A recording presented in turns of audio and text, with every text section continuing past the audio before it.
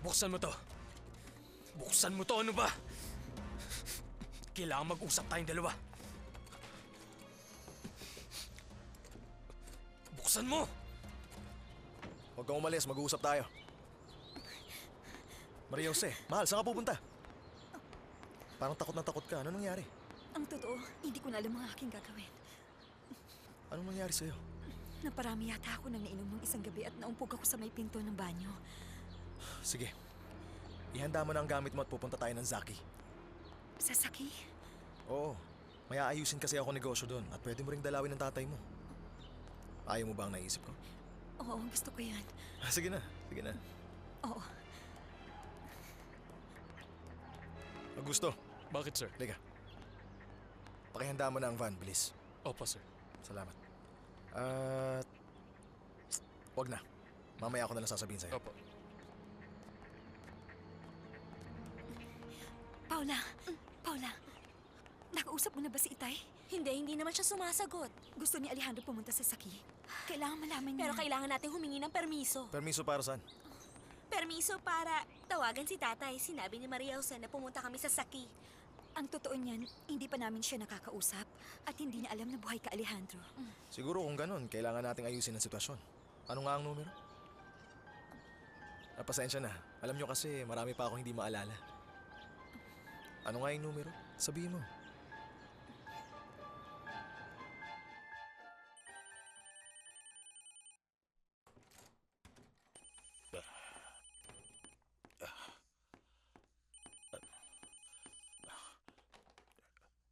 Hello.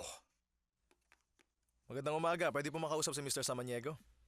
Sino ba ito, ha? Kayo po ba si Pedro Samaniego, ang ama ni na Maria Jose at Paula? Oo. May nangyari ba sa mga anak ko? Wala po sir, huminahon lang kayo. Ako si Alejandro. Sinong Alejandro? Ang pinakasalan ng anak niyong si Maria Jose. Pero hindi ba't ikaw ay patay na? Hindi po sir, swerte pa rin dahil nakaligtas ako sa aksidente. Pwede ko siya makausap. Tumawag po ako para sabihin sa inyo na kami ni Maria Jose ay darating dyan sa Zaki para ayusin ang ilang negosyo. At tapos sasamantalahin na namin ang pagkakataon na madalaw namin kayo. Ay, Panginoon ko, magandang balita ito. Natutuwa ako marinig na ligtas ka. Ito ay malaking milagro. Opo, milagro nga to. Sige po sir, magkita tayo mamaya. Hindi pa ba handa ang dadalhin mo? Konti lang ang dalhin mo dahil babalik din tayo bukas ng umaga. Oo, sandali lang. Paula, kung gusto mo, pwede kang sumama sa amin. Ayaw mo bang makita ang tatay mo? Syempre oo. Pero kailangan kong sabihin kay Roberto dahil niyaya niya akong lumabas mamayang gabi. Wag na. Huwag ka na mag-alala. Uutusan ko na lang si Ezekiel. Sige.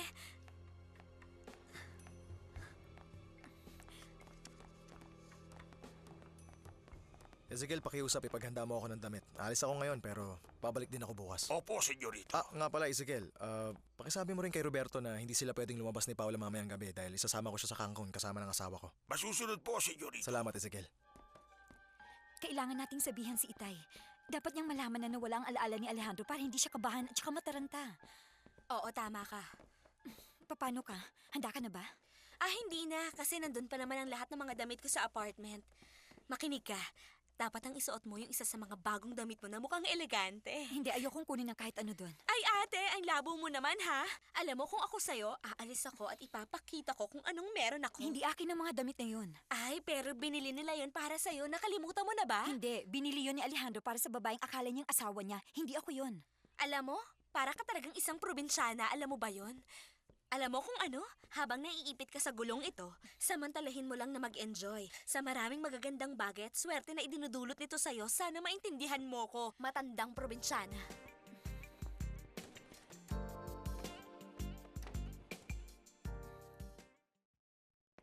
Sandali, nakita mo ba si Mr. Bruno dito sa bahay? Ay, wala dito, pero nakita ko siyang pumunta sa labas doon sa hardin. Gusto mo tawagin ko Hindi, siya? salamat.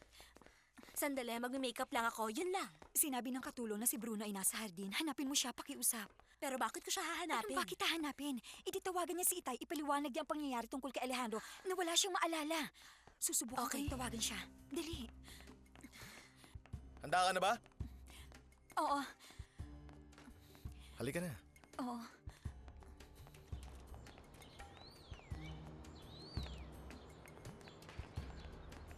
Saan kaya sila pupunta? Ang alam ko sa Cancun. Ilang araw daw? Sabi ngayong gabi lang. Sino gusto mo? Si Paula o Maria Jose? Dahil ko si Maria Jose, duda akong papayag si Alex na ipahiram siya. Isa kang inutil. Siguro tamad ako, manggagamit, parasite gaya ng tawag mo. Pero, hindi ko gusto ang inutil.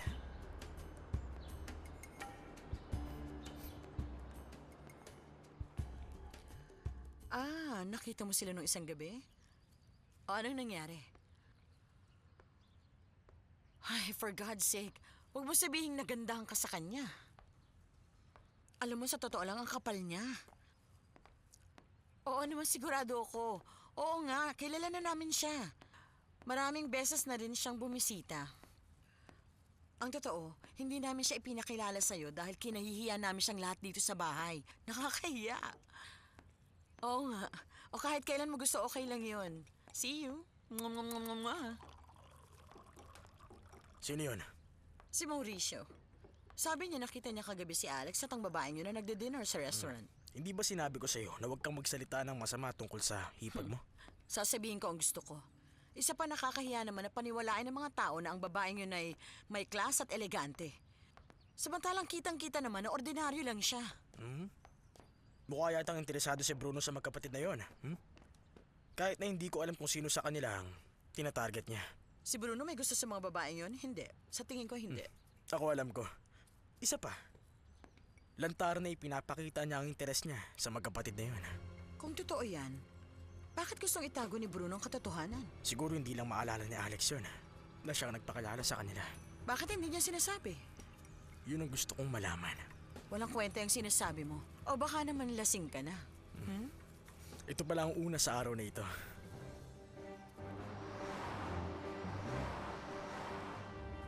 Ayoko kasing makaabala sa iyong ama kaya kumuha ako ng kwarto sa isang hotel para sa ating dalawa. Ay, ang galing naman nun. Hindi, pwedeng sa bahay ako ni Itay at ikaw sa hotel. Hindi naman pwede yon. Kasal na tayong dalawa. Ikaw, Paula, may boyfriend ka na ba? Imposibleng paniwalaan pero wala pa, no? Pero pwede mo akong ipakilala sa gaya mong gwapo at mayaman na makaibigan. Wala ako masyadong kaibigan pero gusto mo si Fernando? Kahit hindi siya mayaman, mabait naman siyang tao at binata siya. Well, oo, gwapo siya. O si Bruno. Ay, ayoko. Huwag si Bruno. Bakit? Dahil hindi ko siya gusto. Bukod doon, hindi rin niya ako gusto. Paano mo naman nalaman? Bakit? Kilala mo pa siya? Anong oras tayo makakarating?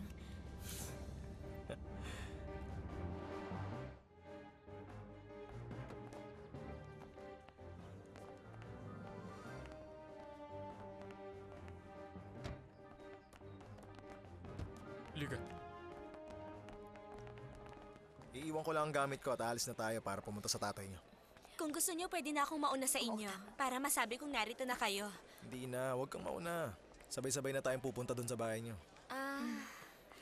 Salamat. Ito po ang susi niyo. Pakiusap, pakidala sa taas sa mga maleta. Tayo na? Oo. Miss, may bakante pa ba?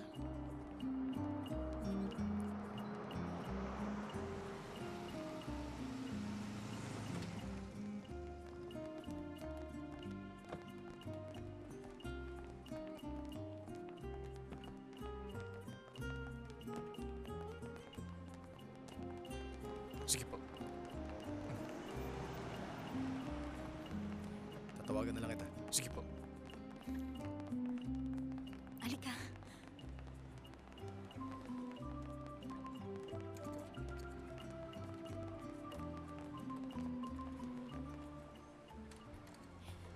Itay? Banyo lang ako. Itay? Titingnan ko lang siya sa kwarto.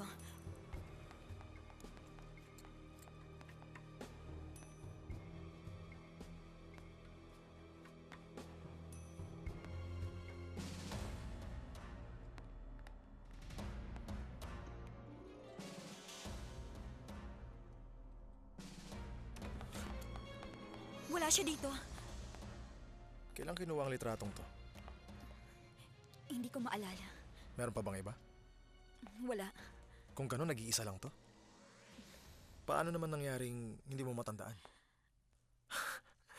Nawala din ba ang iyong alaala?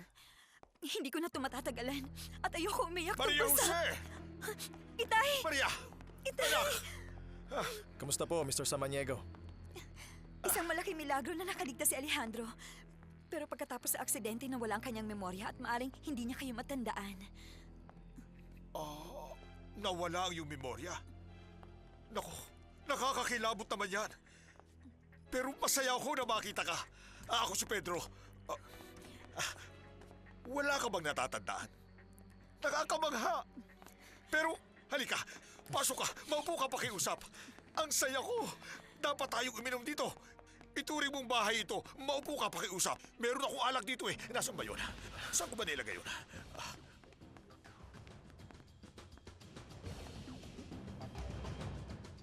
Hindi ba nag-imbestigan na si Fernando sa bantay? Bueno, oo. Kung ganun, bakit pumunta si Alejandro sa Cancun? Pwes, siguro gusto niya makasama ng ilang araw ang asawa niya. Sinabi ko na sa'yo na hindi niya asawa yon. Kapag bumalik na sila, gusto ko nang mawalang stupidan niyang kapatid si Xena. Sumama ka sa akin.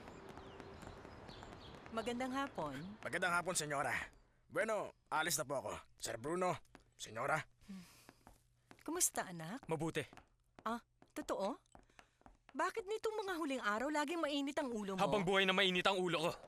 Mula pa nang ang bulok mong asawa, ibinigay ang yaman niya sa inutil niyang anak. Karapat dapat yun Pues sa hindi. kanya. Dahil lagi niya sinasabi na kami ni Raquel ay parang tunay niyang mga anak. Pero ang totoo palang kwento, may tinatago pala siyang galit sa amin ng kapatid ko. Bruno, pakiusap. Si Antonio ay walang galit sa sino man sa inyo at ang totoo nga, mahal niya kayo. Pinag-usapan namin ang walang kwentang bagay na yon na maraming beses ng paulit-ulit. Siguro sa'yo walang kwenta yon. Pero para sa akin, yun ay cancer na sumisira sa loob ko. Unfair yun, Mama! Napaka-unfair nun! Kaya huwag mo nang hilingin sa akin na magkunwari pa ako. Sinabi mo na yan.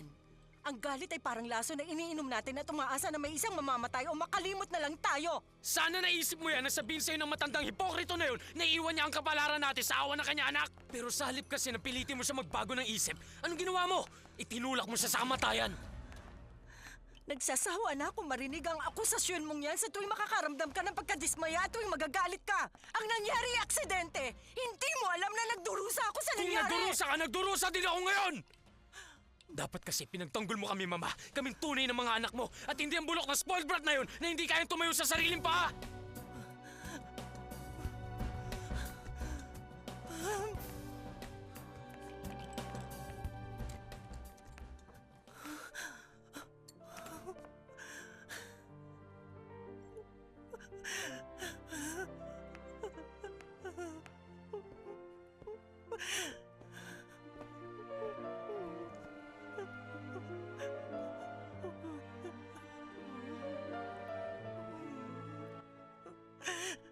Kailangan na ng bagong baso.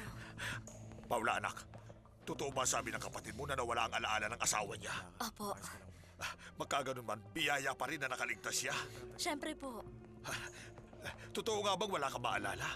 Meron po, pero ilang bagay lang. O uminom ka ba? Kaya lang hindi ito mamahaling alak pero masarap naman ito. Alam ko sanay ka sa mamahaling uri. Anak, gusto mo bang uminom din? Hindi tayo salamat. Alam niyo, sobra ako nag-aalala. Kami rin po. Ilang beses akong tumawag. Hindi ko naman Eh sumasagot. kung kasi, mangyari nung umalis kayo mga anak, nalungkot ako. Kaya doon ako namalagi sa aking kumpare. Kumusta ang Merida? Napakaganda. Siguro meron kayong bahay doon, di ba? Maganda at malaking tirahan. May swimming pool ba ha? Wala. Pero merong lawa at malawak na hardin. Masaya ako para sa inyong dalawa. Sige po, paano? Iwan ko na po muna kayong dalawa para makapagkwentuhan kayo mabuti. Teka, alis ka na agad. Opo, may aasikasuhin lang po ako. Susunduin kita mamayang gabi. Huwag na. Gusto ko dito na lang ako matulog. Hindi, susunduin kita. Babalik po ako mamaya. Mag-iingat ka. Bye, ingat. Natutuwa ako't magaling ka na. Salamat po. Karangalan ko. Karangalan ko. Ang nangyari mga mahal ko, isa talagang milagro. Hindi talaga ako makapaniwala. Talaga bang nawala ng todo ang alaala niya? Hindi ko po alam. Ay, Itay. Hindi ako maligaya. Pero bakit mahal ko? Kasi baliw siya, tatay. Huwag mo naman sabihin na may hinahanap ka pang iba. Hindi po. Kaya lang kasi...